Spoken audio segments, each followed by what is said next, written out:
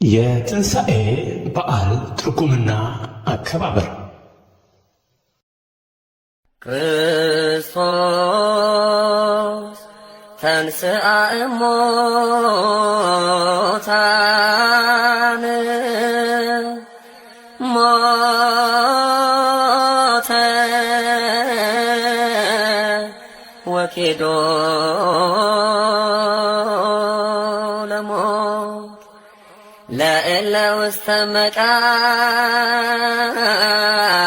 መቃብር ወሀበ ሕይወተ ዘለዓለም። እንኳን ለብርሃነ ትንሣኤው በሰላም አደረሳችሁ አደረሰን። ትንሣኤ የሚለው ቃል የግዕዝ ቃል መገኛው ተንሥአ ተነሳ የሚለው ግስ ሲሆን ትርጉሙም መነሳት፣ አነሳስ፣ አዲስ ሕይወት ለማግኘት ማለት ነው። ይህም ከዓለም ሕልፈት በኋላ ሰው ሁሉ እንደየሥራው ለክብርና ለውርደት ለጽድቅና ለኩነኔ በአንድነት የሚነሳ የዘላለም ትንሣኤ ነው። በዋናነት ግን ፋሲካና ትንሣኤ ልዩነት አላቸው። ይኸውም ፋሲካ የሚለው የመጣው ከአርማይክ ፓስካ፣ ከግሪክ ፓስቃ፣ ዕብራይስጥ ፓስክ ሲሆን ይህም ፋሲካ በዓል ዕብራውያን በሙሴ መሪነት ከግብፅ ፈርዖን ግዛት በተአምራትና በመቅሰፍቶች የወጡበትን ጊዜ ለማክበር ነበር። ይህ ታሪክ በተለይ በብሉይ ኪዳን ኦሪት ዘፍጥረት ይገለጻል። በተለይ በዘጸአት 12:23 በ10ኛው መቅሰፍት ጊዜ እግዚአብሔር ያልፋል ሲል ያልፋል የሚለው ግስ በዕብራይስጡ ፓስክ ስለሆነ ስሙ ፋሲካ የሚለውን ቃል ያዘ። ፋሲካ አምላክ ከክርስቶስ ልደት በፊት በ1513 ዓመተ ዓለም እስራኤላውያንን ከግብፅ ባርነት ነፃ ያወጣበትን ጊዜ ለማስታወስ አይሁዳውያን የሚያከብሩት በዓል ነው። አምላክ ትልቅ ቦታ የሚሰጠው በዓል አቢብ በተባለው ወር፣ ይህ ወር ከጊዜ በኋላ ኒሳን ተብሎ ተጠርቷል። በ14ኛው ቀን በየዓመቱ እንዲያከብሩ እስራኤላውያንን አዟቸው ነበር። በ14ኛው ቀን በየዓመቱ እንዲያከብሩ እስራኤላውያንን አዟቸው ነበር። ዘጸአት 12:42 ዘሌዋውያን 23:5 ፋሲካ ተብሎ የተጠራው አምላክ በግብፅ ምድር ያሉ በኩራትን በሙሉ ለማጥፋት ካመጣው መቅሰፍት እስራኤላውያንን እንዲያተርፉ ያደረገበት ጊዜ ነው። ዘጸአት 12:27 አምላክ ይህን አስከፊ መዓት በምድሪቱ ላይ ከማምጣቱ በፊት ለእስራኤላውያን አንድ ትእዛዝ ሰጣቸው። የበግ ወይም የፍየል ጠቦት እንዲያርዱና ደሙን በበራቸው መቃን ላይ እንዲረጩ አዘዛቸው። ዘጸአት 12:21 አምላክ ይህን ምልክት ሲያይ ቤታቸውን አልፎ ይሄዳል። ይህም በኩር ልጃቸውን ከጥፋት እንዲተርፉ ያደርጋል። ዘጸአት 12:7 ፋሲካ ኢየሱስ ክርስቶስ ከሙታን መካከል የተነሳበትን የትንሣኤ ቀን ማሳሰቢያ ዕለት ሆኗል። ስሙ በአዲስ ኪዳን ዘንድ ደግሞ ኢየሱስ ለፋሲካ በዓል አዲስ ትርጉም ሰጠው። በመጨረሻው ወራት ከደቀ መዛሙርቱ ጋር የበዓሉን ዝግጅት ሲጠብቅ ሥጋ ወደሙ እንደ መሥዋዕት ሆኖ በሰጣቸው ኅብስትና ወይን በኩል እንደሚገኝ አመለከተ። የትንሣኤ በዓል ምስጢሩ በይዘቱም ከኦሪት በዓል ፋሲካ ጋር ስለሚመሳሰል ፋሲካ ተብሎ ይጠራል። ፋሲካ ማለት በዕብራይስጥ ቋንቋ ፌሳህ፣ በጽርዕ በግሪክ ሳህ ይባላል።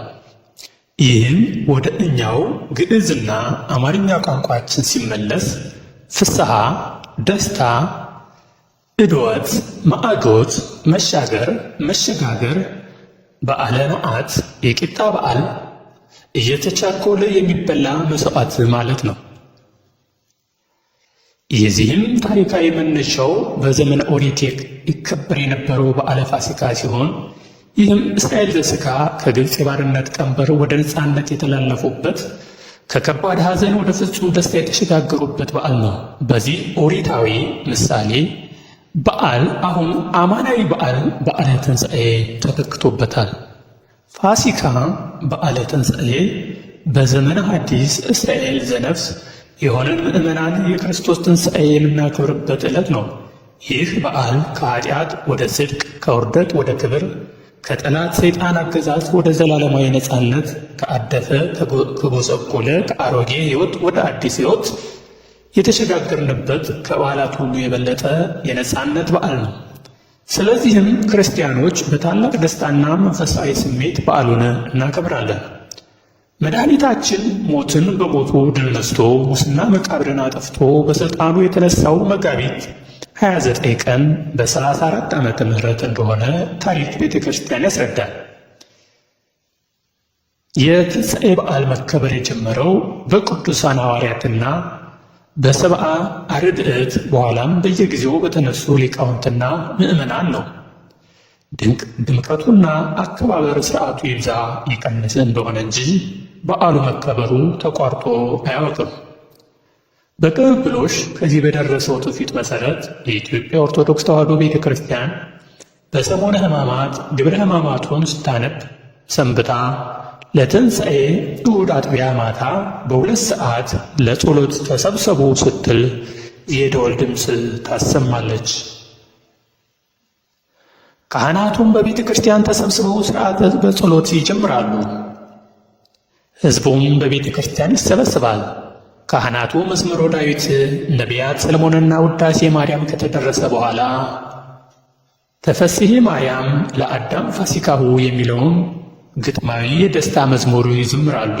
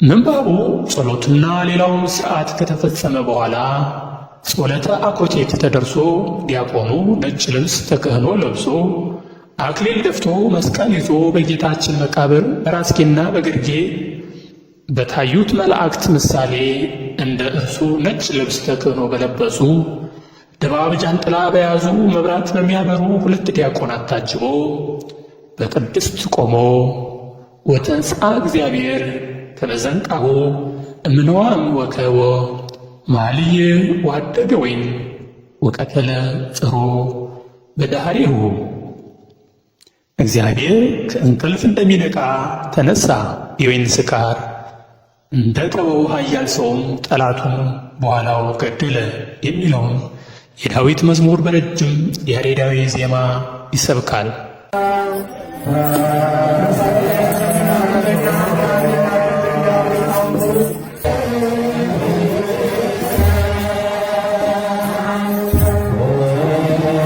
መዝሙር 77 ካህናቱም ከበሮ እየመቱና በእርጋታ እያጨበጨቡ ተቀብለው ይዘምራሉ።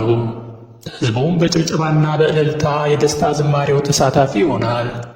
ይህ ምስባክ በዲያቆኑና በመላው ካህናት ሁለት ጊዜ በዲያቆኑና በመላው ካህናት አንድ ጊዜ በጋራ ይዘመራል።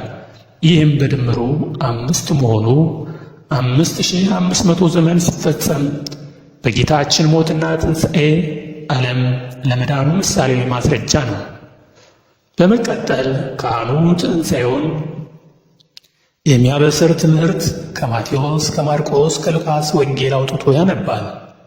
የዮሐንስ ወንጌል በቅዳሴ ጊዜ ይነበባል። ዮሐንስ 20:1-9።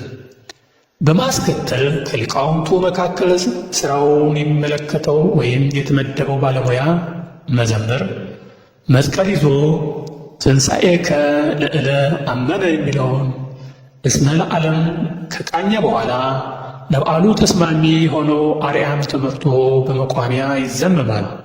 ከዚያም ዮም ፍስሐ ኮነ በሰንበተ ክርስቲያን እስመ ተንሥአ ክርስቶስ እሙታን፣ ክርስቶስ ከሙታን ተለይቶ ተነስቷልና በሰንበተ ክርስቲያን ዛሬ ደስታ ሆነ የሚለውን አነጋጋሪ በመሪና በተመሪ ይመለጥና በጋራ በቀኝ እየተነሳ ይዘመማል፣ ይጻፋል። በዚህ ጊዜ በጨለማ የነበራችሁ ሕዝቦች ኑ የትንሣኤውን ብርሃን እዩ፣ ብርሃኑንም ወስዳችሁ የብርሃኑ ተካፋይ ሁኑ እያለች ቅድስት ቤተ ክርስቲያን ያዘጋጀችውን ጧፍ እያበራች ታድላለች። ወዲያውኑም ትንሣኤከ ለእለ አመነ ብርሃኒከ ፈኑ ዲበነ፣ ለአመነው ለእኛ ብርሃንህን ላክልን የሚለውን እስመ ለዓለም እየዘመሩ መብራት እያበሩ ካህናቱና ሕዝቡ ዑደት ያደርጋሉ፣ ቤተ ክርስቲያኑን ይዞራሉ። መዘምራኑና ካህናቱ ከዑደት ሲመለሱ ይእቲ ማርያም የተባለው የኪዳን ሰላም ይጻፍና ኪዳን ተደርሶ ሲያበቃ እንደ ቦታው ደረጃ ፓትርያርክ ወይም ሊቀ ጳጳስ ወይም ቆሞስ ወይም ቄስ ዘለግ ባለ ድምፅ በንባብ ክርስቶስ ተንሥአ እሙታን፣ ክርስቶስ ከሙታን ተለይቶ ተነሳ ሲሉ ካህናቱና መምህራኑ በአብይ ኃይል ወስልጣን በታላቅ ኃያልና ስልጣን ብለው ይቀበላሉ። አሁንም ካህኑ አስሮ ለሰይጣን ሰይጣንን አሰረው ባለ ጊዜ መላው ካህናት አግዝኦ ለአዳም አዳምን አርነት ነፃ አወጣው ይላሉ። በመቀጠል ሰላም ሰላም፣ አንድነት፣ ፍቅር ሲሉ ሁሉም እምይእዜ እስከ ዛሬ ጀምሮ ብለው ይቀበላሉ። ካህኑም ኮነ ፍስሐ ወሰላም፣ ሰላምና ደስታ ሆነ ብሎ 3 ጊዜ አወጀው። ነዋ መስቀለ ሰላም እያሉ መስቀል ሲያሳልሙ ካህናቱና ሕዝቡም ዘተሰቀለ ቦቱ መድኃኔ ዓለም እያሉ ይሳለማሉ። ካህኑም እግዚአብሔር ይፍታ ይላሉ። ግብረ ሕማማት ሲነበብበት በሰነበተው ጠበልም ይረጫል። የተረፈውንም ጸበል ሕዝቡ ለበረከት ወደ የቤቱ ይወስደዋል።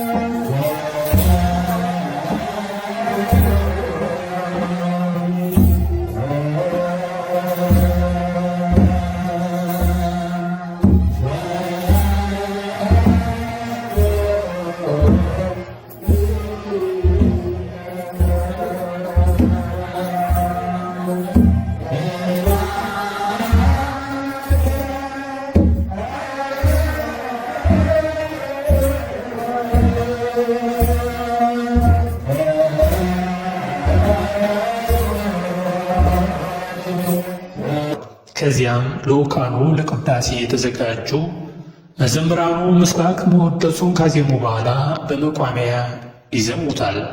አያይዞም ይትፌጽር የተባለውን መዝሙር ቃኝተው ከዘመሙ በኋላ ወምድሪኒ ትገበር ፋሲካ ተአጽገ በደመ ክርስቶስ፣ ምድርም በክርስቶስ ደም ታጥባ ፋሲካውን ታደርጋለች እያሉ ይጸንሳሉ።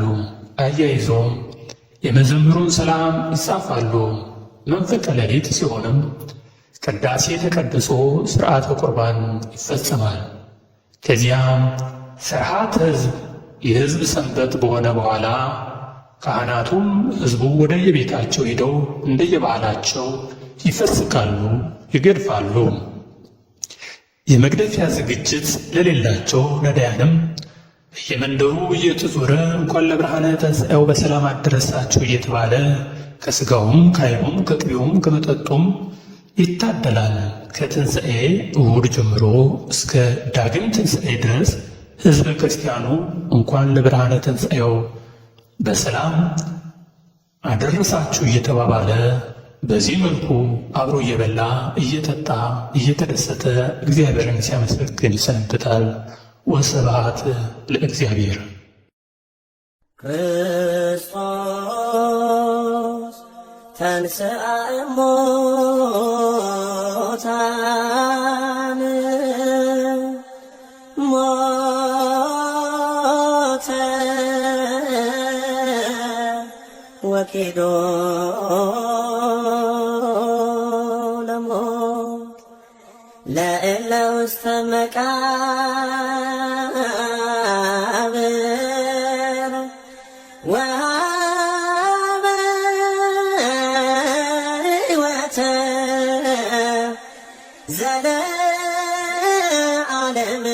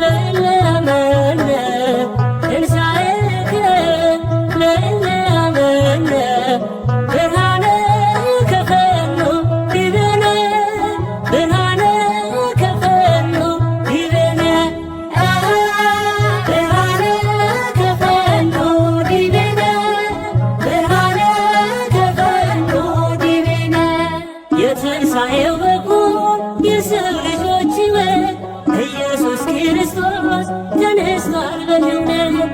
በዝግ መቃብር ውስጥ ተነሳ ሳይከፍተው አዳምንም ከሞት ከሲኦል አወጣው። በትንሣኤው ተነስተን ዘመርን የምሕረቱን ዓመታት መቁጠር ጀመርን። በትንሣኤው ተነስተን ዘመርን የምሕረቱን ዓመታት መቁጠር ጀመርን። ትንሣኤከ ለእለ አመነ ትንሣኤከ ለእለ አመነ ብርሃነ ከፈኖ ዲቤነ ብርሃነ ከፈኖ ዲቤነ ብርሃነ ከፈኖ ዲቤነ ብርሃነ ከፈኖ ዲቤነ የሲኦል መውጊያዋ ፍላጻው ተነስቷል። የእኛ መድኃኔዓለም ሞትን ድል አድርጓል። የዕዳ ደብዳቤ በሲኦል ያለውን ደምስሶት ተነሳ አውጥቶ ነፍሳቱን። በትንሣኤው ተነስተን ዘመርን የምሕረቱን ዓመታት መቁጠር ጀመርን። በትንሣኤው ተነስተን ዘመርን የምሕረቱን ዓመታት መቁጠር ጀመርን። ትንሣኤከ ለእለ አመነ ትንሣኤከ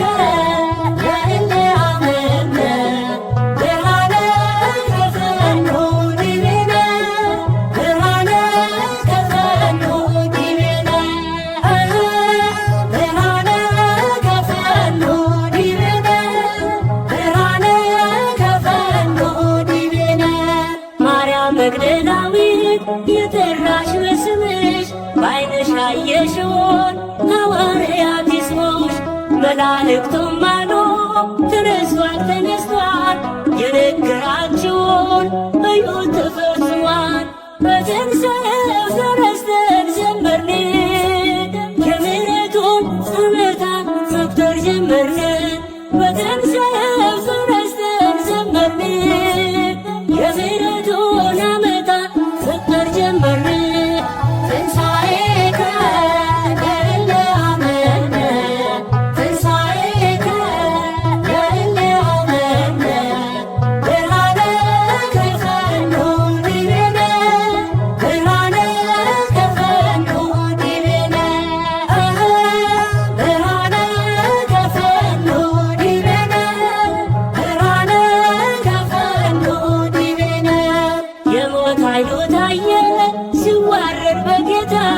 በድንግል ማርያም ልጅ በፍጥረት አለኝታ እናቱ እናቴ እመቤቴ ወልዳ በትንሣኤው ደግሞ ሰላሜን አገኘው።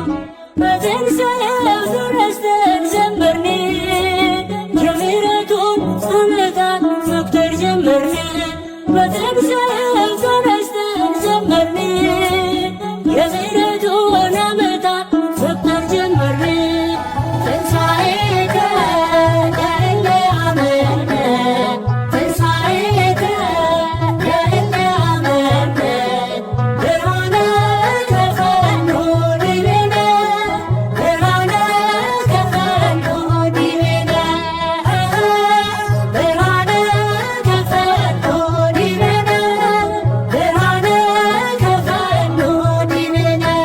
ለትንሣኤው ልጆች ለምናምን ለኛ ብርሃን ላከልን ላይጨልም ዳግመኛ እንዘምር ለክብሩ ክብሩ ይመታ ተነስቷል ኢየሱስ እንዳይቆም እልልታ።